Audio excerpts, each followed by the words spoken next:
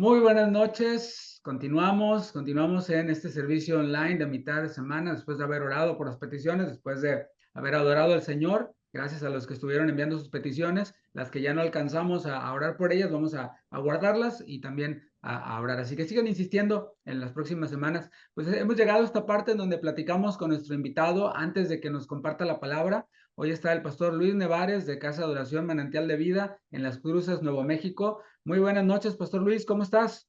Buenas noches a todos, qué bendición poder compartir estos momentos, ¿verdad? Por este medio y gracias, Pastor David, por la invitación.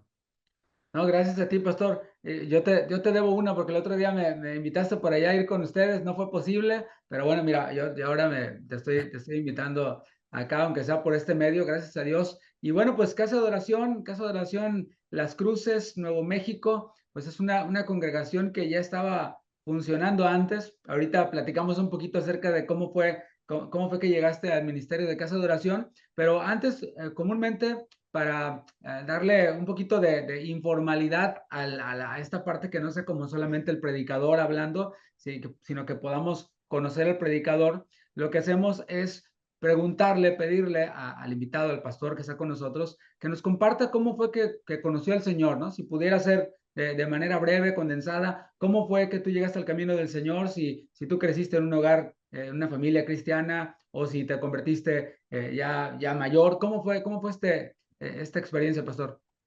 Bueno, yo crecí en Ciudad Juárez. Aquí estoy en la frontera, como a una hora de la frontera de Ciudad Juárez. Y la que hoy es mi esposa, ella tenía un familiar que vivía, que era vecino, eran vecinos míos. Entonces, yo la conozco a ella por medio de sus familiares y pues ya nos conectamos ahí, fuimos novios, nos casamos y yo me vine a vivir a Las Cruces. Yo tenía 18 años cuando me vine para acá, para Las Cruces, cuando me casé con ella. Y mi suegra fue la que me invitó por primera vez a una iglesia cristiana. Yo por compromiso, porque quería quedar bien con la familia, dije, bueno, pues vamos. Ese es ahí empieza mi trasfondo cristiano cuando yo me caso con mi esposa y ella me invita y la verdad, pues yo decía, como a lo mejor muchos, ¿verdad? Dicen, estos locos están medio locos, ¿no? Estos hermanos están medio locos. Y como que yo, aunque yo moralmente tenía una vida, pues bien, no fui muy vago, no fui muy, mi educación fue buena en mi hogar, no fui muy, pero necesitaba a Cristo. Yo voy por primera vez a la iglesia, pero pues, no me convierto. Ya conforme va pasando el tiempo es cuando pasa ese momento que Dios empieza a obrar en mi vida y acepto a Cristo, pero quisiera hacer una connotación muy importante, Pastor David, que a lo mejor a muchos les pasan. No sé tu generación, a lo mejor la mía es un poquito atrás en los noventas, por ahí cuando yo empecé a ir a la iglesia. Decían, si no lloras, es que no fuiste salvo. No sé si les pasó a algunos de ustedes. Y yo No, no lloré, yo acepté a Cristo, pero no lloré. Y mi esposa me dijo, como ya venía de un trasfondo cristiano, algunos de sus familiares ya eran cristianos, entonces ella me volteaba y me miraba, me decía, no lloraste, pero le digo, ya acepté a Jesús, pero es que no lloraste. Y yo dije, bueno, pues yo creo que tengo que llorar. Y pasé como 7 veces a aceptar a Cristo, porque no lloraba, pero como entre esas 7, 8 veces que acepté, un día le dije a mi esposa: "No, pero hay algo, un cambio en mí". Yo había experimentado el nuevo nacimiento, nomás que no se explicaba de la manera como muchos de nosotros entendemos ahora, ¿verdad? Y sí batallé un poco porque no lloré cuando yo acepté a Jesús. son de las cosas que entran dentro de la falta de profundización en la palabra o de la inmadurez que uno pudiera llegar a tener. Y nos sirve también para aprender nosotros a no ser así, ¿no? O sea, de crecer, ¿no? De dejar esos rudimentos, como habla la palabra de Dios, porque a veces son más bien como tradiciones. Por ahí a lo mejor puedes venir de la idea de que si no hay un arrepentimiento genuino, pues realmente no te convertiste, ¿no? Y Ujú. entonces entras ya en cómo se ve el arrepentimiento, ¿no? Pues una persona arrepentida llora, ¿no? Entonces como que por ahí a lo mejor son ese tipo de prejuicios que pudieran haber que los convertimos en una norma, ¿no? Porque, Exacto. no, o sea, yo no le veo nada de malo en que digan, bueno, una persona que se convierte llora. Bueno, sí, pero no todas, ¿no? El convertir la excepción en la regla, pues ya es en donde nos falla. Pero qué bueno, yo sí quisiera ver a personas que se convierten y verlos llorar, sería Sí, bonito, sí. ¿no? Sin embargo, no pasa. Hay personas que se convierten de pronto al final, cuando se hace el llamado en una reunión, y no pasa un cambio inmediatamente, pasan años para que la persona tenga un encuentro así con Dios que le lleve a cambiar, a dejar hábitos, a ser más constante en su vida espiritual, etcétera. Cada experiencia es diferente, ¿no? Lo vemos en la Biblia, en cada personaje bíblico. Y fue algo que yo fui aprendiendo, ¿verdad? O sea, hay personas que tenían una experiencia cuando aceptaban a Jesús, sentían un toque de parte de Dios. Yo después lo fui experimentando ese toque de Dios y claro que lloré por entender la misericordia de Dios en mi vida. Aunque pudiéramos decir que tenía una vida moral aceptable, por así decirlo, me casé muy joven, entonces al final yo entendí que necesitaba a Jesús en mi vida, en mi corazón, y claro que hubo una transformación en mi vida. Pasa el tiempo, ¿verdad? Y yo empecé a involucrarme en la iglesia, algo que me ayudó mucho, mucho cuando el Señor me salva es involucrarme en la iglesia, empecé a trabajar con los jóvenes, el trabajo que yo tenía aquí, yo era operador de maquinaria pesada y donde yo trabajaba había dos pastores, o sea que Dios ya me traía allí, ¿verdad? Por medio de la familia de mi esposa y lo por medio de mi trabajo. Uno de esos pastores me dijo, Luis, te tienes que ir a una escuela bíblica. Yo creo que miraban algo en mí, ¿no? Tienes que ir a una escuela bíblica y en muy poco tiempo, 2 años, 3 años de convertido, me fui a la escuela bíblica y ahí estuve por 3 años estudiando. Gracias al pastor que era compañero mío, de hecho era mi mayordomo en aquel entonces, y me impulsó a hacer eso. De allí estuve 3 años, seguí trabajando con los jóvenes como director de los jóvenes, como un líder se le llamaba en aquel entonces, y duré algunos años. Entre ese lapso, Pastor David, Dios es cuando me llama al pastorado. Cuando yo estoy trabajando con los jóvenes, recuerdo a través de profecía, por eso la gente a veces piensa y dice, no, ustedes no creen en profecía. Bueno, pues mi llamado vino un pastor de California, creo que se llamaba Roy Garza, y vino a la iglesia donde yo estaba ahí sirviendo y Oye, nos llamó a mí y a mi esposa de ahí de entre el medio de las bancas y dijo, vengan para acá. no es Roy de la Garza, ¿verdad? Roy de la Garza, sí. Ah, él trabajaba también con ventrílocuos, me parece, ¿no? Como con puppets, ¿o no? Pues no sé, esa vez no llevaba eso, nomás Pero predico ahí en la me parece iglesia. que lo conocía a él, sí, sí. El caso es que nos llama de entre el medio de la congregación y nos llama, no, pues Dios los ha llamado para un ministerio. Y así quedó, ¿verdad? Pasaron un año, dos. Después, uno de mis cuñados, que te digo que era cristiano, hermano de mi esposa, empieza un ministerio en El Paso, Texas, y me dice, Luis, vente a ayudarme acá con los jóvenes. Y ahí estuve por otros años, y ahí el Señor también me, no recuerdo quién llegó, un predicador también y nos levantó, igual como pasó acá en Las Cruces, pasó en El Paso y nos llamó, el Señor dijo, el Señor te llamó al ministerio, pero no fue que yo me lancé rápidamente. Al final Dios usó a una hermana y me dijo, mira, Dios te ha estado hablando y este es el último ultimato que Él te da para que tú empieces. Y fue en el año 2000, recuerdo, y fue cuando empezamos Manantial de Vida, el año 2000, Wow. enero de 2000. Oye, pastor, pues creo que ahorita que decías esto de la profecía, ¿no? Creo que pues, nosotros nos dejamos guiar por lo que dice la palabra de Dios, ¿no? Es Claro. nuestra regla de fe y conducta. Y en la palabra de Dios vemos a un Timoteo el cual la palabra en las pastorales, ¿no? Le dice Pablo a Timoteo, no descuides el don de Dios que hay en ti, el cual te fue dado por medio de la imposición de las manos del presbiterio, ¿no? O sea, también habla acerca de profecía, de cómo las profecías que se dieron en cuanto a ti. Entonces vemos cómo en la Biblia hay un llamado de Dios hacia las personas para servirle en determinados dones, en determinadas funciones de la iglesia. Y este llamado, pues, ¿cómo se da, no? O sea, si está el receptor que es el hombre y está el emisor que es Dios, ¿cómo le llega el mensaje al hombre de que Dios le está llamando? O sea, esa convicción personal, ¿no? Porque Sí, en la Biblia yo no veo que diga, Luis Nevares, tú vas a ser pastor, ¿verdad? O sí, David Guevara, tú vas a ser pastor en tal año, en tal lugar, no. Entonces yo necesito eso y podemos hacerlo de dos maneras, ¿no? Me aviento yo, así como tú dices, nada más porque quiero, como dice el que anhela obispado, buena obra desea, ¿no? O sea, ujú, lo quiero, es bueno, lo hago.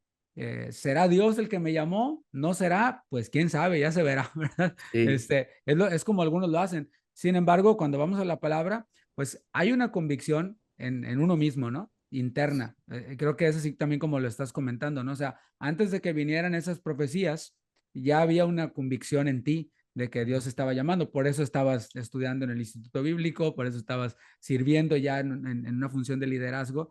Pero esas profecías vinieron a ser como la confirmación de Dios, ¿no?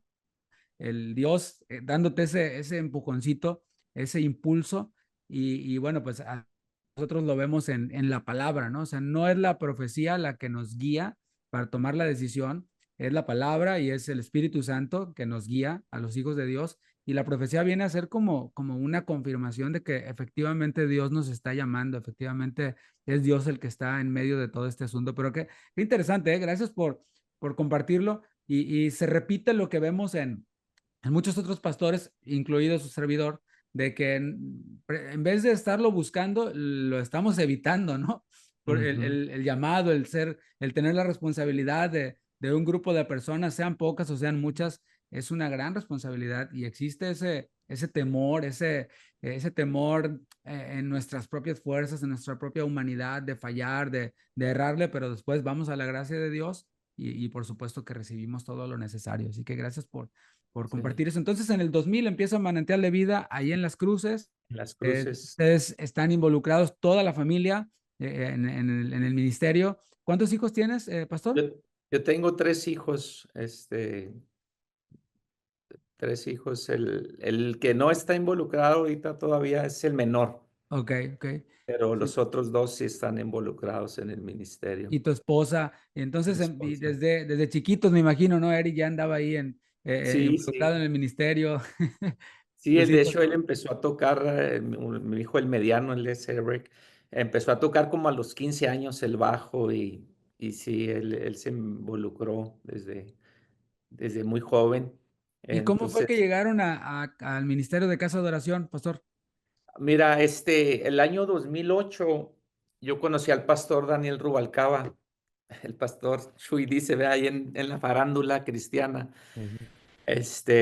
Lo conocí a él el 2008 y luego ya nos conectamos, él vino para acá el 2008 y ahí empezamos, ¿verdad? Una amistad con él. El 2011 él, pasa lo que él ha testificado el pastor Daniel.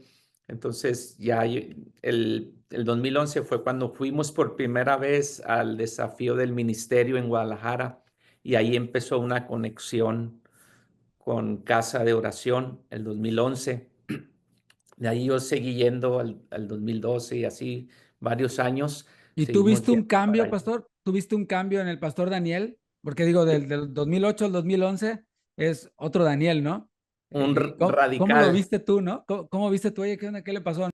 Sí, sí, pues cada vez lo veo más, ¿verdad? O sea, yo lo conocí yo sé, ¿verdad? Lo conocí del otro lado y puedo dar testimonio del cambio tan radical que Dios hizo en la vida del pastor Daniel. Nosotros no estábamos tan al extremo como ellos porque siempre nos mantuvimos más o menos en la línea doctrinal, ¿no? Yo pertenecí por muchos años a Asambleas de Dios y Asambleas de Dios, es una doctrina, relativamente sana, ¿no? No es muy extremista. Tiene algunas situaciones, pero no es como extremista. Entonces yo siempre me mantuve allí al margen, pero el pastor sí estaba al extremo de, pues él lo ha platicado, ¿no? De la prosperidad y vi un cambio muy radical en la vida de él. Y obviamente el cambio no te sorprendió para mal, al contrario, ¿no? Puesto que te acercaste a las conferencias, el desafío del ministerio y todo esto. Sí, sí, sí, fue algo que, pues, yo más estaba a ese lado del pastor Chuy que al lado del pastor Daniel, ¿verdad? Como que en ese entonces, como que todavía yo estaba buscando mi identidad en el ministerio. Entonces, pero ese lado nunca, la verdad, soy sincero, nunca me atrajo mucho el lado de la prosperidad y todo eso, la verdad, nunca me atrajo ese lado. Ya. Y después empezaste a ir al desafío del ministerio a partir del año 2000, ¿qué me dijiste? 11, 11, 2011. 2000. Sí, Sí. pues casi prácticamente cuando el pastor Daniel empezó a ir Sí, también. él fue, de hecho fuimos la primera, él me habló, me dijo, vamos para Guadalajara y fue cuando fuimos, le digo, le digo al pastor Daniel cuando todavía no era famoso en casa de oración. Ahí llegamos nosotros, pero y nos dimos cuenta, ¿verdad? Bueno, a mí me gustó. De hecho, yo me acuerdo los predicadores del 2011. Yo creo que tú sí conociste a Héctor Ursúa, que murió hace poco, ¿verdad? Sí. Fue uno de los predicadores de ese desafío, me acuerdo muy bien. Entonces, Y, sería y- bueno volver a escuchar esas conferencias, ¿no? De pronto yo voy, me escucho de las de aquellos años y wow, o sea, el Señor, cómo ha estado hablando a su iglesia y poniendo énfasis en diferentes cosas dentro del mismo mensaje. Y yo aprendí mucho, también yo ahí me nutrí antes de ser pastor, por supuesto, yo lo escuchaba solo como, pues, temas para aprender sin pensar que algún día podía yo como pastor en una congregación, al menos no era lo que yo quería, ¿verdad? Pero Dios también ya desde niño ya lo había puesto y se había confirmado, pero uno se hace a veces un poquito el sordo, ¿no? Este, sí, y, sí, y recuerdo pues esas enseñanzas que marcaron nuestras vidas, marcaron el rumbo de muchas iglesias también, ¿no? Cambios en muchas congregaciones. Así que tú comienzas a ser parte, pero como una amistad de casa sí, de oración, como yo estoy acá con mi iglesia y bueno, vengo a escuchar las conferencias. ¿Y qué es lo que te orilló, pastor? Era compartirse, por supuesto, a ya formar parte de este ministerio, ¿no? Después de tantos años, creo que te uniste a Casa de Oración hace no mucho tiempo, ¿no? Que será unos 2 años. casi ya voy para 4 años. 4 años. Recuerdo que nos conocimos personalmente precisamente allí en Ciudad de México, en Voz de Sí, Dios, con el pastor Daniel, y ahí apenas estaban entrando o acababan de entrar, ¿cierto? sí, sí, ya oficialmente, ¿verdad? La cosa es que haz de cuenta que nosotros construimos un edificio aquí en Las Cruces. Entonces, las asambleas de Dios tienen como un banco, ¿verdad? De finanzas que prestan dinero a las iglesias. Yo ya quería hacer ese cambio desde hace mucho tiempo. O sea, yo le decía siempre al pastor Chu y al pastor Daniel, yo soy casa de oración de mi corazón desde hace mucho tiempo, nomás que legalmente no podía por asuntos, ¿verdad? Que yo tenía que arreglar acá porque no podía dejar todo así, porque son muchas cosas legales. Entonces tuve que arreglar todas esas cosas y se tomó un tiempo y luego pues ya para tomar la decisión y compartirlo a la iglesia, tuve que, por ejemplo, Asambleas de Dios me dijo, no, pues es que tú no puedes salirte nomás por salirte. Fue un proceso, ¿verdad? Entonces yo les dije, yo tengo muchos años con ustedes, nunca les he dado un problema.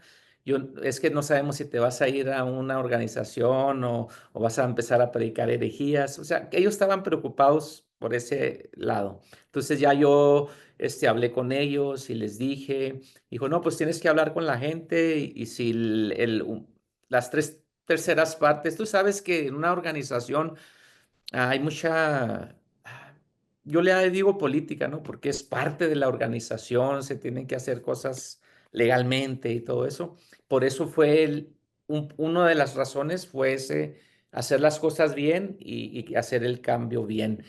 Y por eso me tardé un poquito más de lo que debería de haberme tardado. Pero dijiste algo clave, ¿no? Hacer las cosas bien.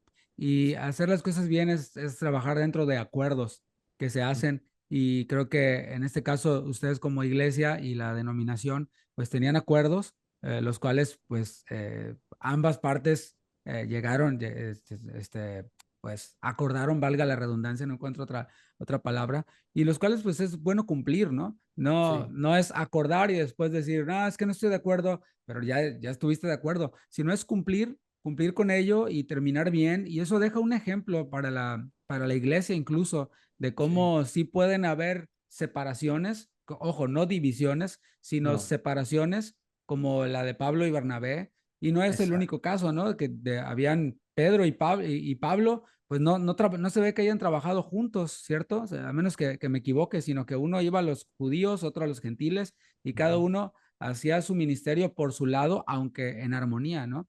Y podemos ver y aprender de estas situaciones cómo sí se pueden trabajar por separado, a ver, que hayan separaciones sin necesidad de caer en ataques, en controversias, en acusaciones innecesarias, nada de eso, ¿no? Creo que pues esto nos deja una lección también para los que nos puedan estar viendo, que de pronto tengan en su corazón el salir de alguna iglesia para ir a otra iglesia. No es pecado eso, no es el fin del mundo. A veces Dios nos mueve de esa manera y sin embargo el cómo lo hacemos sí puede llegar a ser pecaminoso, ¿no? exacto. El romper con acuerdos, el dejar cosas pendientes, el dejar cosas sin resolver en cuanto a pedir perdón, a perdonar, etcétera. Creo que todo eso pues sí puede mejorarse y creo que es algo que también debemos de ir madurando, así como decíamos hace un momento lo del llorar para recibir a Cristo, pues Sí, eso son cosas que uno a lo mejor en un principio no entiendes bien y lo crees o lo haces, pero luego ujú, vas madurando, vas creciendo, de igual manera con el cómo salir de una iglesia. Precisamente en estos días, el día de ayer, precisamente en nuestro discipulado, oramos por un hermano de nuestra congregación que vino por un tiempo de Venezuela y ahora se va a ir a España y le deseamos, por cierto, un buen viaje. Está ahora ya en España. Esperemos que haya tenido un buen viaje. Y bueno, pues oramos por él porque se fue. Y así es, a veces las personas se van y oramos por él en bendición y que deseándole que el Señor lo use allá en España, que el Señor sí, lo bendiga. Y así este es el cuerpo de Cristo. Hay veces que, bueno, no depende de uno, ¿no? sí, El que exacto. terminen malas cosas, pero con lo que uno depende, tiene que echarle todas las ganas para... Gracias a Dios, yo terminé al final de todos los asuntos en buenos términos y lo aparte, pues tenía como un liderazgo allí dentro de la organización, entonces no podía dejar todo tirado, ¿verdad? Traté de arreglar todo lo que pude, le di el tiempo, hablé con ellos con tiempo, o sea, no fue como que ya me salgo y ahí háganle como puedan. Traté lo posible humanamente, hacer las cosas bien, ¿verdad? Y gracias a Dios, pues estuve bien con la organización pero el cambio que hice, la verdad, en casa de oración fue o sea, ya oficialmente ha sido una gran bendición para la congregación, para mí, algo que yo veo es el compañerismo entre los pastores aquí en casa de oración y eso es muy bueno, o sea, eso me ayudó mucho a mí a tomar también la decisión, ¿verdad? Y he crecido mucho, he aprendido mucho de todo, ¿verdad? Y ahora que soy oficialmente casa de oración, como que, no sé, se desprendió algo en la congregación y ha cambiado aún algunas estructuras que teníamos por muchos años, ha estado cambiando. Ay, tenía apagado el micrófono. Sí. Qué bien. Y bueno, pues tú estás en Las Cruces. ¿Qué ciudades hay por allí cerca de Las Cruces? ¿Estás cerca del Paso? Estoy cerca del Paso, realmente pues es el Paso nomás y Alburquerque estamos a 3 horas, tres ¿El horas Paso a y cuánto media está? aproximadamente. ¿A cuánto estás del Paso? 1 hora, 40 minutos, Una hora. dependiendo. Y Sí, bueno, pues para los que nos están viendo, hay una casa de oración cerca del Paso, cerca de Albuquerque, en Las Cruces, Nuevo México, porque a veces preguntan, nos comentan en YouTube, no hay una casa de oración cerca, y creo que El Paso es una ciudad de donde nos han escrito, al menos a nosotros, preguntándonos, y bueno, es bueno saber que están ahí a una hora, ¿no? Y no creo que sea De tan hecho, hay algunas familias, no muchas, pero vienen de ahí, de esa área de Texas. bien. Tenemos gente que viene ahí de unas 2 o 3 familias que Muy bien, vienen. pues hay una casa de oración ahí en Las Cruces. Y pastor, pues yo sé que la iglesia está avanzando, está creciendo, como decías, este cambio. Siempre los cambios que son de Dios producen eso, ¿no? Producen entusiasmo, producen crecimiento. Y yo veo también ahí las transmisiones, los veo allí que están avanzando. A veces nos han llamado para pedirnos apoyo acerca de equipos, de cosas. Y bueno, con mucho gusto lo hacemos. Y eso habla de que pues, la iglesia está entusiasmada, ¿no? Creciendo en la obra del Señor, en el camino del Señor, y eso nos llena de gozo, saber que hay pueblo por allá, saber que hay hermanos, así que para los que nos ven también pueden buscar allí Manantial de Vida, Casa de Oración, Las Cruces, Nuevo México, y pueden ver allí las predicaciones, escuchar las enseñanzas, es lo que nosotros recomendamos para que otros puedan escuchar, los de nuestra misma congregación. Si se acabaron ya todas las predicaciones de aquí de su pastor, pues ahí les recomendamos las del pastor Luis Nevares o Manuel García, que estuvo la semana pasada, antepasada, la pastora Luciana, Nahuel, todos ellos, los de Casa de Oración, los recomendamos porque los conocemos y consumamos lo de casa primero. Así que bueno, Mm. pues yo voy a dejar lugar al pastor Luis para que nos traiga esta enseñanza enfocada en la familia, un pastor que tiene ya ¿cuántos años de casado, pastor? Híjole, bueno, pues ya van a saber cuántos años tengo, pero 35 años de casado. Treinta y Me casé cinco muy bueno, joven, nos casamos muy jóvenes. sí, sí, te escuché que decías a los 18 por allí, ¿no? Pues antes, poquito antes, no Antes, cumplía, no era ni mayor de edad cuando me casé. imagínate, bueno, eran otros tiempos, digo, para los Otros jóvenes que nos tiempos, sí. ven, no, no, la verdad, eran otros tiempos, Sí, pero sí, eran sí, otros tiempos. la voz de la experiencia, hablando en cuanto al matrimonio, en cuanto a la familia, con hijos ya adultos, hijos Sí, ya mayores que están en los caminos del Señor, sirviendo al Señor, pues creo que hay mucho que aprender. Gracias, Pastor Luis, de nuevo por aceptar la invitación. Voy a apagar mi cámara para que nos compartas, tienes el tiempo, lo que tú dispongas. Vamos a escuchar ese tema, la armonía en la familia, con el Pastor Luis Nevares de Casa de Oración Las Cruces. Adelante, amén, Pastor. amén. Bueno, mis hermanos, voy a compartirles aquí este tema de la armonía, ¿verdad? En la familia, que ahorita es un reto muy grande. Quiero hacer una oración para empezar con esta enseñanza. Padre, te pido que tú abras nuestro entendimiento, que tu Espíritu Santo trabaje en el corazón de las personas que están conectadas o que van a oír esta transmisión. Te pido que tú seas, Señor, el que hables a través de tu palabra. En tus manos, Señor, estoy y te pido, Señor, que te glorifiques en el nombre poderoso de Jesús. Amén. Miren, quiero leer un texto, algunos versículos de Primera de Corintios, capítulo 1.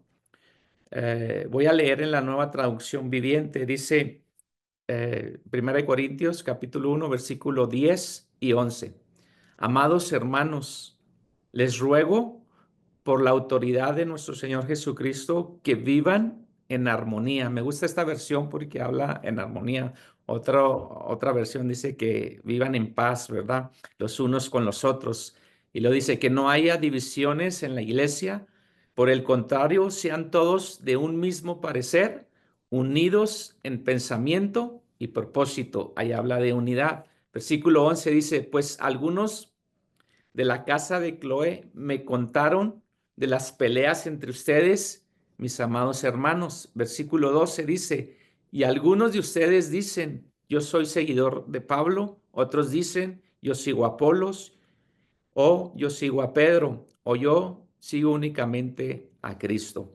Aunque sabemos que Pablo le escribe a la iglesia de Corintio, una iglesia que aunque había muchos dones, había mucho el hablar lenguas, tenían un problema, estaban divididos, no había armonía entre ellos.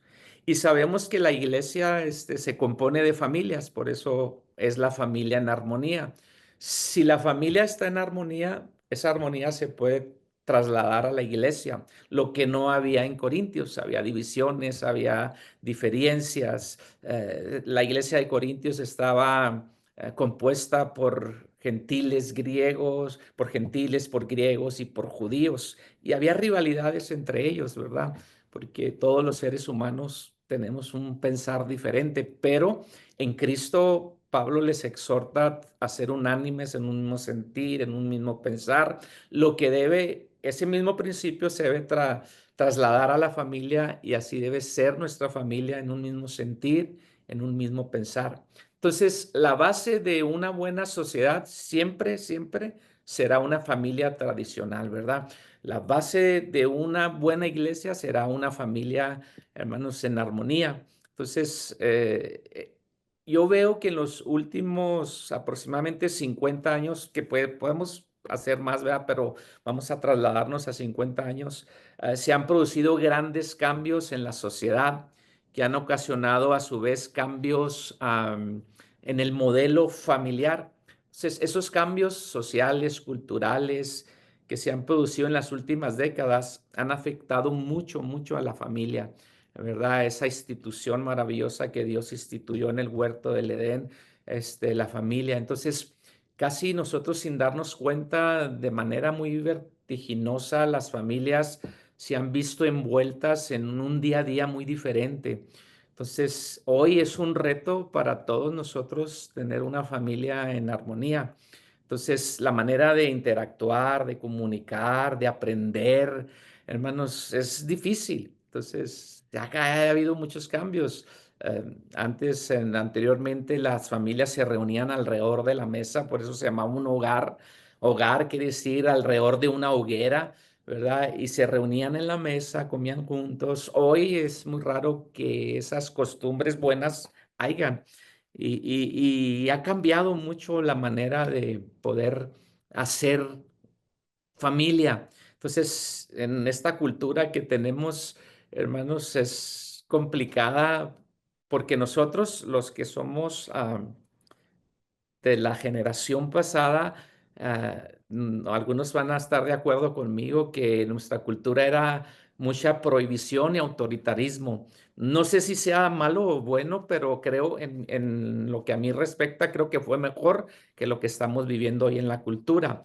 Por ejemplo, no hagas eso, no vas a poder ir a este lugar. Había mucho prohibición. Los padres decían, es así porque yo lo digo.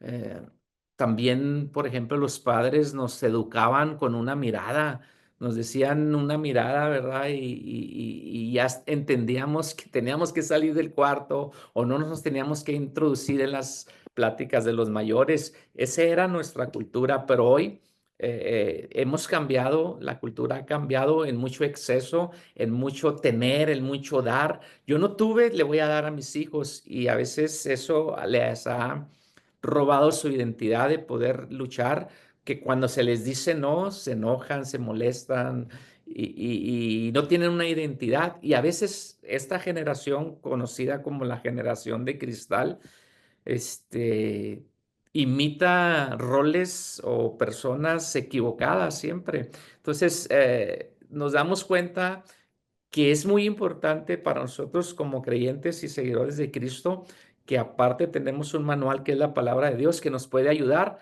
a tener una familia en armonía. Quisiera decirle algunas clases de familias que hay hoy en día en la sociedad.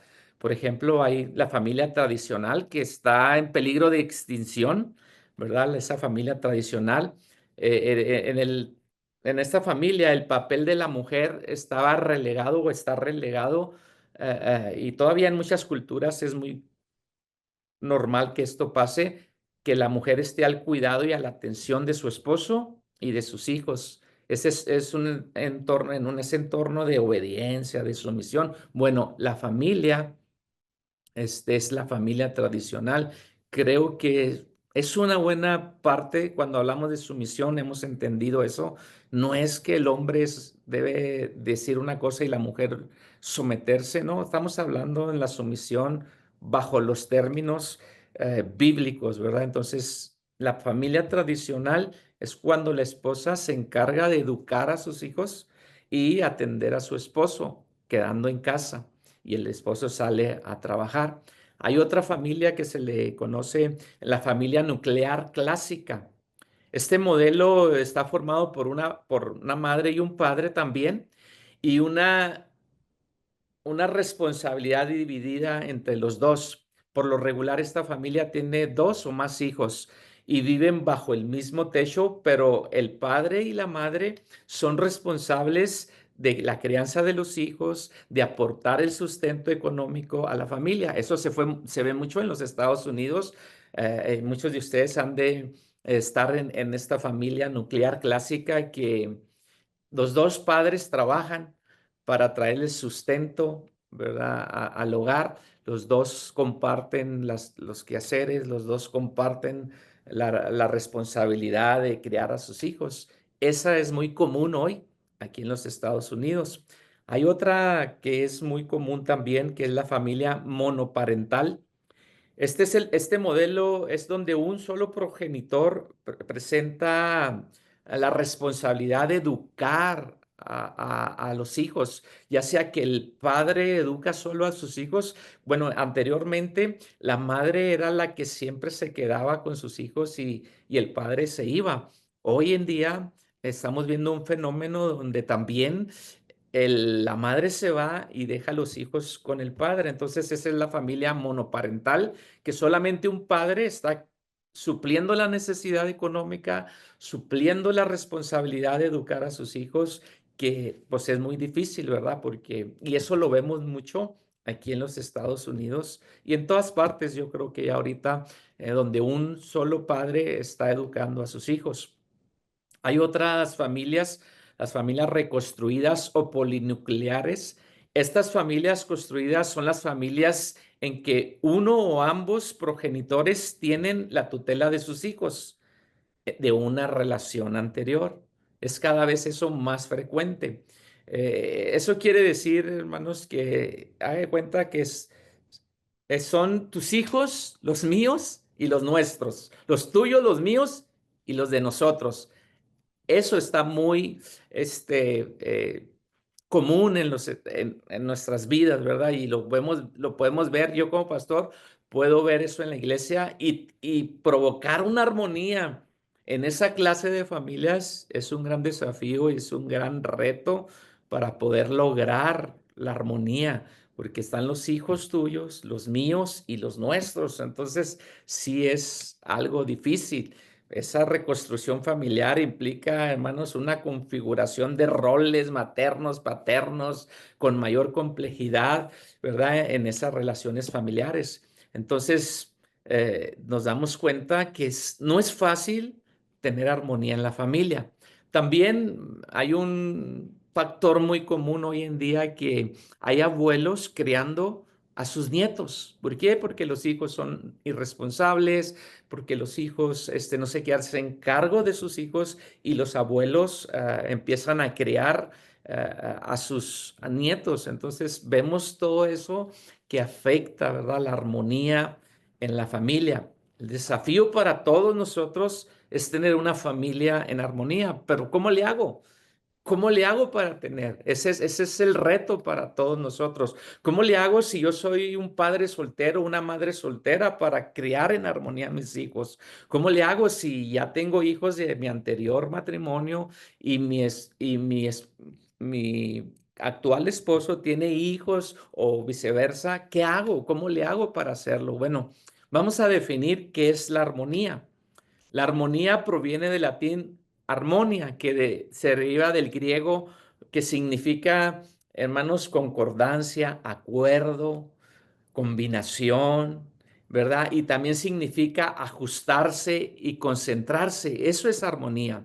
En la música, y ustedes, su pastor es un músico excelente y él sabrá, ¿verdad?, que la armonía es el arte de unir y combinar sonidos diferentes y acordes, ¿verdad?, agradables al oído. Eso es armonía, ¿verdad? Entonces, cuando una orquesta está en desarmonía y cada quien está tocando su propio son, pues va a ser para nuestros oídos algo que nos va a perturbar. Bueno, una familia que no está en armonía, que no está de acuerdo, que no trabaja por la unidad, por la paz, como Pablo le dice a los corintios, hermanos, vivan en armonía, traten de tener un mismo sentir, traten de sentir, porque a veces Pablo les decía, unos dicen, yo soy de Pablo, yo soy de Apolo, yo soy de Pablo, yo soy de Pedro, yo soy de Cristo. A veces los hijos, a nosotros los padres nos hacen pelear cuando son nuestros hijos. Fíjense, imagínense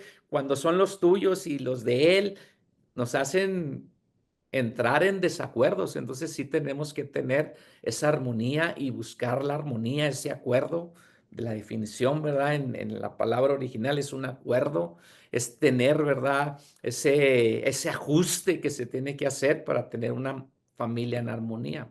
A mí me surge una pregunta aquí, ¿verdad? Si yo le preguntara a usted, ¿su familia está en armonía? ¿O usted está luchando por tener armonía, cualquiera que sea el tipo de familia a la que usted pertenece, ya sea como padre, ya sea como hijo? ¿Usted está provocando que haya armonía entre ustedes, como Pablo les dice a los corintios? Hey, es necesario que haya armonía entre ustedes, que haya esa paz, que haya esa unidad, que haya ese mismo sentir. Entonces, sí es importante, ¿verdad? ¿Por qué? Porque si no hay armonía, si hay palabras hirientes, si hay discusiones, si hay conflictos familiares, va a ser muy difícil poder ser una familia que tenga esa armonía. Lo que expresamos es agradable, hermanos, a los oídos de nuestro cónyuge, es agradable a lo que nuestros hijos oyen. Nuestros hijos o hijos, lo que ustedes contestan, lo que ustedes hablan, lo que ustedes conviven con sus padres, son agradable como la armonía que debe de haber. La Biblia en Proverbios 12:18 dice, hay hombres cuyas palabras son como golpes de espada, mas la lengua de los sabios es medicina. Aquí hay dos opciones. La armonía es ser sabios, ¿verdad? Y traer medicina a una familia que tiene sus retos y sus desafíos. O la otra es usar palabras que son como golpes de espada, que hieren, que cortan, que lastiman. Entonces, tenemos un reto grande y en nuestra boca, en la sabiduría que Dios nos quiere dar, es la sabiduría que nuestra lengua, ¿verdad?, sea medicina a nuestra familia, que en vez de lastimar, sanemos, que en vez de traer conflicto, traigamos paz, de en vez de traer desarmonía, traigamos la armonía. Por eso la expresión tener armonía es vivir en perfecta armonía, o vivir en perfecta armonía puede significar tener un acuerdo, una buena amistad, una buena relación, una relación de paz. Eso es tener una perfecta armonía, una buena comunicación. Entonces, una buena correspondencia de los padres hacia los hijos, de los hijos hacia los padres, del cónyuge a su cónyuge. Debemos de tratar de luchar por una compatibilidad, ¿verdad? De opinión, como dijo Pablo, hey, tengan un mismo sentir, un mismo pensar. Eso debe pasar para tener una familia en armonía. En muchos sentidos es más fácil tener algún tipo de unidad cuando la familia está distante, ¿verdad? Habitar juntos, escuche esto, habitar juntos significa que los lazos de unidad y paz serán a veces puestos a prueba, porque es muy fácil tener unidad con alguien que está lejos, que no está allí. Es muy fácil, yo no sé si usted, a lo mejor es un ejemplo, ¿verdad? Algunos han oído, hoy tengo más paz con mi ex esposo o mi ex esposa, ya no peleamos tanto, pues ya no conviven, pues por eso no, la unidad no está a prueba, la armonía no está a prueba, porque ya cada quien tomó sus caminos separados. Entonces, la armonía, el reto de la armonía es cuando convivimos, cuando habitamos juntos, y el hogar es habitar juntos, la familia habita juntos, y ese es el reto para todos nosotros. Entonces, ahí es cuando tenemos que ponernos, Señor, ayúdame. Ayúdame a comunicar bien. Quita de mí las palabras hirientes, malintencionadas, con la intención de dañar. Eso, muchos de nosotros en nuestro matrimonio usamos palabras sarcásticas, ¿verdad? Palabras intencionadas. Decimos una cosa para que se entienda otra, y eso debe ir eliminándose de nuestro vocabulario. Mire lo que dice el Salmo 133, versículo 1 al 3. Mira cuán bueno y cuán delicioso es habitar los hermanos juntos en armonía. Y eso implica los hermanos en la iglesia, pero si tú no tienes armonía en tu familia, vas a trasladar ese conflicto a la iglesia. Y el Salmo 133 dice, mira cuán bueno y cuán delicioso es habitar los hermanos juntos en armonía. Es como el buen óleo sobre la cabeza, el cual desciende sobre la barba de Aarón, y baja hasta el borde de sus vestiduras. Versículo 3 dice, porque el rocío, como el rocío de Hermón, que desciende sobre sus montes de Sión, porque allí envía Jehová bendición y vida eterna. ¿Dónde envía Jehová bendición y vida eterna? Donde hay armonía. Si tú quieres la bendición para tu familia, si tú quieres luchar por tu matrimonio, bueno, esfuérzate por provocar la armonía en tu hogar. Acuérdate, la palabra armonía es un sustantivo femenino que indica unidad, concordia, paz, amistad, ¿verdad? Eso es lo que habla. Y la Biblia está llena, hermanos, de este mensaje de armonía los unos con los otros. Desde el principio de la creación del hombre, Dios llamó a tener armonía, tanto con Dios como los unos con los otros. La voluntad de Dios es eso.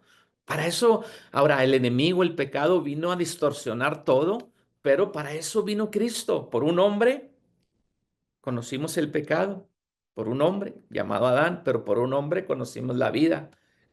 Por un hombre entró el pecado, pero por otro entró la vida. Y es por Jesucristo. Y Él, ¿verdad? Quiere, nuestro Señor Jesucristo, que vivamos en armonía. Por eso siempre le dijo a sus discípulos que el mundo sepa que nosotros somos uno y que trabajamos en armonía.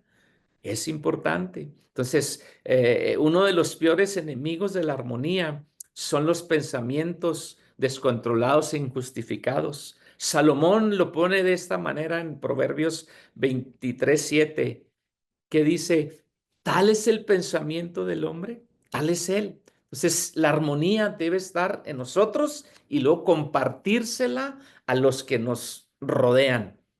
Hay momentos difíciles para tener armonía, pero si no hay armonía en nuestra mente, en nosotros mismos, olvídate que tú puedas tener armonía con los demás. Si tú estás en conflicto contigo mismo, difícilmente tú tratarás de tener esa armonía con los que te rodean. Leí este artículo y me hizo interesante para que usted lo pueda digerir. Se lo comparto. Hay un catedrático de psiquiatría, Enrique Rojas, habla de un trastorno de personalidad llamado alextimia. Este trastorno alextimia es la persona que padece, hermanos, de afecto. Es una persona fría, distante, desprovista de un afecto fraternal, como habla la Biblia. Tiene graves problemas cuando estas personas están alrededor de la familia o de un grupo de personas, tienen problemas para presentar afectos hacia las personas, tienen problemas graves para vivir en armonía con los demás. Entonces, este trastorno de personalidad llamado alextemia pasa mucho, ¿verdad? En nuestra familia tenemos personas o a veces hijos que se aíslan, que se van se encierran en su propio mundo, en sus propios pensamientos. Ahí es donde nosotros tenemos que orar a Dios y pedirle a Dios sabiduría, gracia, para poder llegar al corazón y en esa mente que están pasando tantos pensamientos, poder impartir la palabra del sabio, que es medicina, y pedirle a Dios que le ayude para que ese hombre, esa mujer, ese esposo, esa esposa pueda estar en paz consigo mismo, ¿verdad? Porque esas personas son cortantes, son poco sensibles, no dan un solo paso para promover la armonía, siempre tienen un espíritu de contienda, siempre quieren pelear. Entonces, usted y yo, si no tenemos primero armonía dentro de nosotros, y eso solamente lo va a traer Dios. Jesucristo ¿verdad? El libro de los Romanos dice que ahora tenemos paz, en capítulo 5, versículo 1 y 2, que ahora tenemos paz para con Dios por medio de nuestro Señor Jesucristo. O sea, vamos a tener esa armonía cuando nosotros tengamos paz para con Dios. No la paz que Dios da, porque Él da una paz. Mi paz os dejo, mi paz os doy, y no es como el mundo la da. Aquí habla de una paz de nosotros con Dios. Y eso viene solamente a través de nuestro Señor Jesucristo. Si algún miembro de la familia no tiene esa paz para con Dios, no tendrá paz en su corazón. Y nuestro trabajo es compartirles el Evangelio de Jesucristo y llevarlos a que nazcan de nuevo. Y esa paz, ¿verdad? Con Dios va a provocar que ellos tengan paz en su corazón. Entonces, si usted se fija, la armonía en las familias, en todas nuestras familias, se rompen por disputas que no tienen sentido. A veces nosotros los matrimonios peleamos por cosas insignificantes que de un problema pequeño nos lleva a problemas grandes y muchos nos lleva hasta el divorcio. Entonces, qué importante es nosotros ser esos pacificadores y poder traer la armonía a nuestro hogar. Acuérdese, el Salmo 133, versículo 3 dice, porque ahí envía Jehová bendición y vida eterna, donde en el contexto inmediato es, qué bueno y cuán delicioso es habitar los hermanos juntos en armonía. Cuando hay armonía, Dios va a enviar bendición y vida eterna. Romanos capítulo 12, versículo 16, y esta también es la nueva traducción viviente. Dice, vivan en armonía unos con otros. No sean tan orgullosos como para no disfrutar de la compañía de la gente común y no piensen que lo saben todo. Versículo 17 dice, nunca devuelvan a nadie mal por mal. Compórtense de tal manera que todo el mundo vea que ustedes son personas honradas. Hagan todo lo posible por vivir en paz con todos. Y este principio se aplica en todo, en tu trabajo, en la iglesia y sobre todo en tu familia, porque ahí es donde tú pasas el mayor tiempo. Tu núcleo familiar es el que es importante para poder tener esto. Pablo le dice a los romanos, y esta nueva traducción viviente dice, vivan en armonía unos con otros. Entonces, cuando nosotros nos esforzamos por esa armonía en nuestra familia, la vamos a trasladar a nuestro trabajo, la vamos a trasladar a nuestra iglesia y vamos a tener, ¿verdad? Una vida, no una familia, una vida en armonía. Y cuando hay conflictos, porque eso es inevitable, nosotros seremos esos pacificadores, seremos esos que traigan acuerdos, esos que, como dice aquí, que no son tan orgullosos, porque el orgullo ha destruido familias. Hay hermanos que no le hablan a sus hermanos por algo que sucedió. El matrimonio por el orgullo se ha destruido.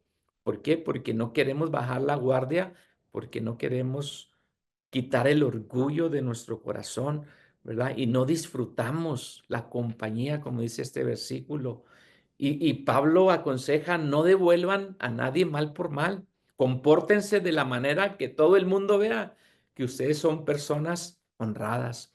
Mire el reto, o sea, la armonía nos va a ayudar a ser personas honradas porque vamos a provocar, la gente va a querer estar cerca de nosotros porque no tenemos un espíritu de contienda, nos dicen algo y ya estamos con las 20 uñas para a ver qué pasa. Y hay algo que nos va a ayudar mucho para poder provocar esa armonía en toda nuestra vida, es el perdón. El perdón trae paz y trae armonía con nosotros mismos. Ese perdón nos va a ayudar a poder vencer, ¿verdad? El conflicto, el odio, el rencor, el orgullo. El perdón, hermano, nos va a ayudar grandemente. Perdonar nosotros cuando perdonamos nos beneficia a nosotros. Mire lo que dice Colosenses 3:13, la versión Reina Valera 1960, soportándonos unos a otros y perdonándonos unos a otros. Si alguno tuviere queja contra otro, de la manera que Cristo os perdonó, así también hacerlo vosotros. Esa es la recomendación de la palabra de Dios. Yo quiero tener armonía. Ok, Señor, perdóname. Yo me pongo a cuentas contigo por medio de la fe en Cristo Jesús. Me reconcilio contigo.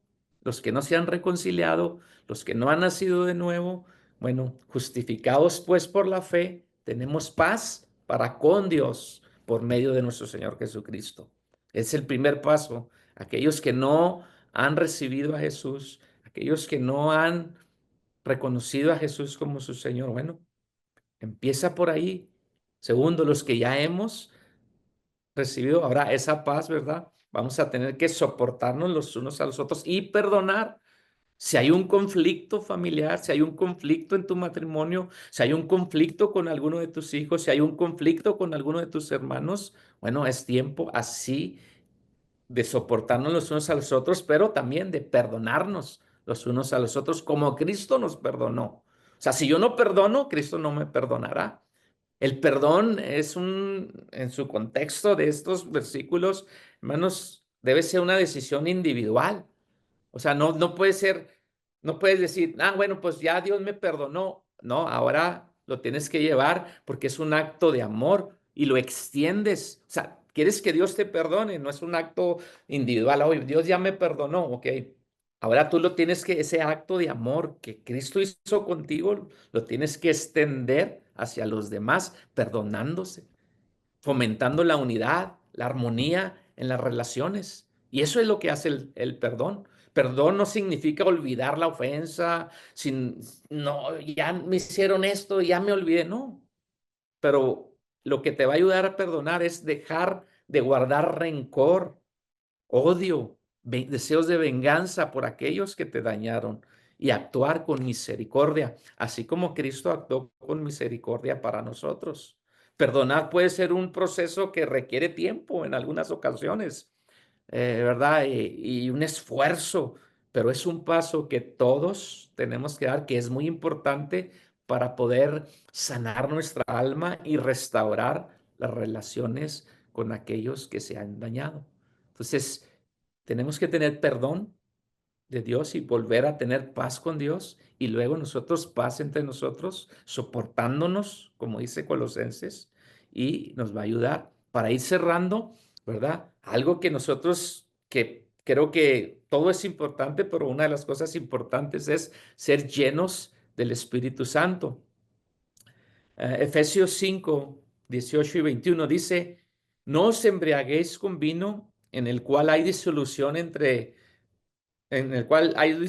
antes bien sed llenos del Espíritu, hablando entre vosotros con salmos, con himnos, con cánticos espirituales, cantando, alabando al Señor en vuestros corazones.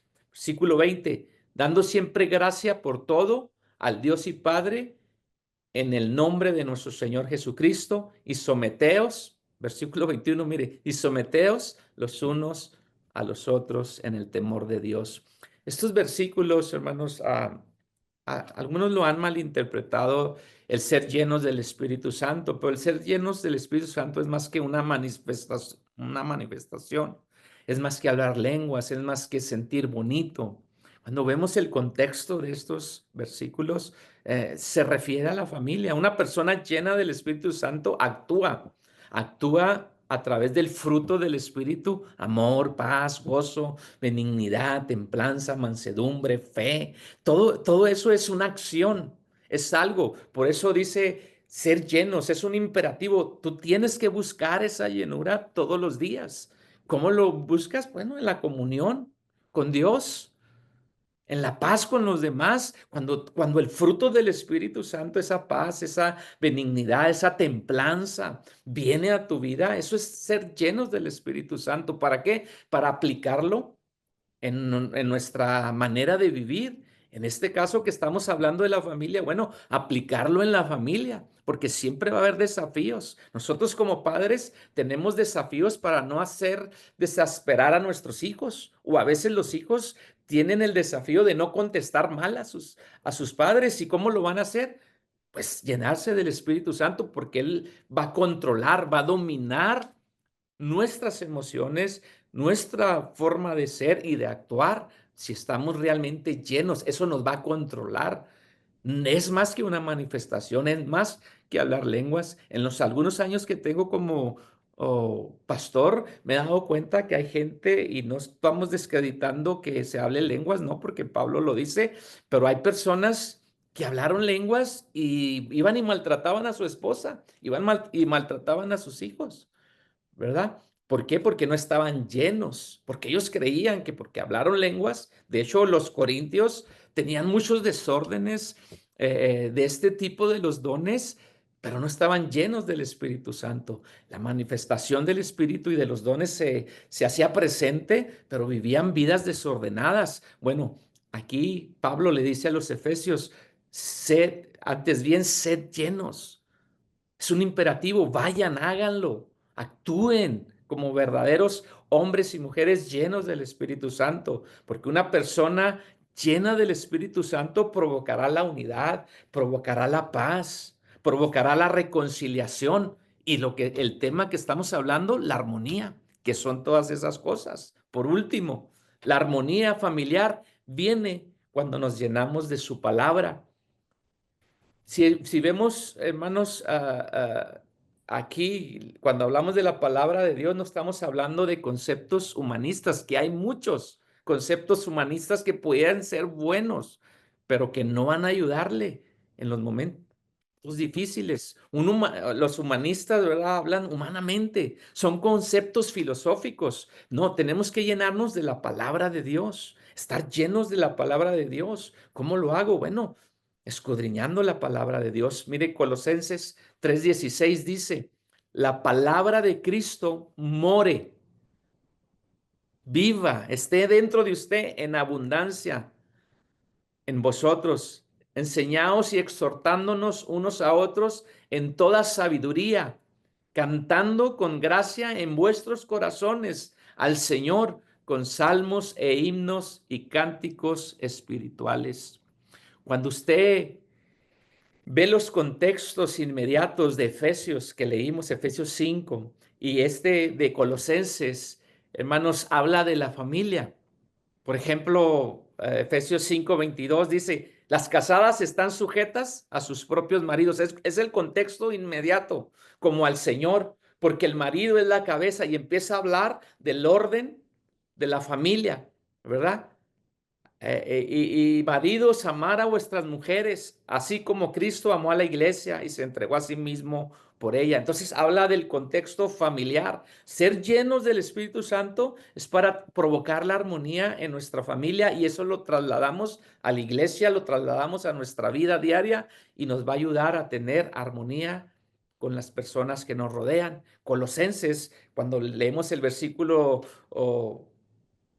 el contexto también habla casadas, estén sujetas a vuestros maridos, como conviene en el Señor. Maridos, amar a vuestras mujeres, hijos, obedecer a vuestros padres. Entonces, vemos este concepto tan importante de la armonía que necesitamos que Dios nos perdone, necesitamos perdonar a las personas, necesitamos ser llenos del Espíritu, pero también llenos de su palabra. Todos estos principios bíblicos nos van a ayudar a tener la armonía en la familia. Ojalá que dependiendo su familia, dependiendo el tipo de familia, sea que usted sea un padre soltero, una madre soltera, sea que sea una familia compuesta, los tuyos, los míos y los nuestros, o sea, una familia tradicional, cualquiera que sea. Todos necesitamos, mis amados hermanos, estar llenos del Espíritu Santo para poder tener una familia en armonía, porque acuérdese, donde hay armonía, allí Dios envía bendición y vida eterna. Quiero orar para terminar y pedirle a Dios que nos ayude con este desafío y poder tener una familia en armonía. Padre, yo te pido, Señor, por aquellos que están oyendo esta transmisión, Espíritu Santo, tenemos un desafío. Yo no conozco cada familia, pero tú sí, Señor. Tú sabes los desafíos que tenemos, cada familia. Criar hijos no es una tarea fácil, Señor. Convivir con nuestros cónyuges a veces no es una tarea fácil, pero no es imposible. Ayúdanos, Señor, a ser esos reconciliadores, esos pacificadores, esas personas que provoquen la unidad en medio, Señor, de un caos, de un mundo que cada vez, Señor, se distorsiona más, de una familia que cada vez quiere ser, Señor, distorsionada por el sistema de este mundo. Ayúdanos a nosotros, Señor, a provocar la unidad, la paz, la reconciliación y que empecemos por nuestra propia familia. En el nombre de Jesús. Amén. Amén. Muchas gracias, pastor. Gracias por la palabra, por el tiempo. Lo atesoramos en nuestro corazón. Nuestra congregación está llena de familias, familias jóvenes, con niños chiquitos, y es una bendición tener la oportunidad de escuchar toda esta instrucción a tiempo, cuando todavía podemos hacer cambios, cuando todavía podemos resolver, cuando de alguna manera tenemos todavía el control sobre ellos, ¿no? Porque cuando ya crecen, pues es complicado, ¿no? Ya cuando son adultos, cuando tienen ya una vida hecha, digamos, es más complicado, no imposible, pero sí es más complicado. Así que bueno, pues no desaprovechemos esta oportunidad de que nuestros niños están chiquitos, hablo a nombre de la congregación, para hacer ajustes, para hacer cambios también en el matrimonio, matrimonios jóvenes, tenemos matrimonios que no tienen muchos años de casados y todavía es posible, ¿verdad? Es más Sí. fácil hacer ajustes, hacer cambios que cuando ya tienes 30, 40 años de casados, ¿no? Así que bueno, pues gracias por toda esta palabra, esta instrucción, pastor. Que Dios les bendiga. Les mandamos un saludo a todos nuestros hermanos por allá en Las Cruces y esperamos verles pronto, primeramente Dios. Por primero Dios, allá estaremos. Los jóvenes van primero Dios en julio Ah, y muy luego bien. nosotros en junio.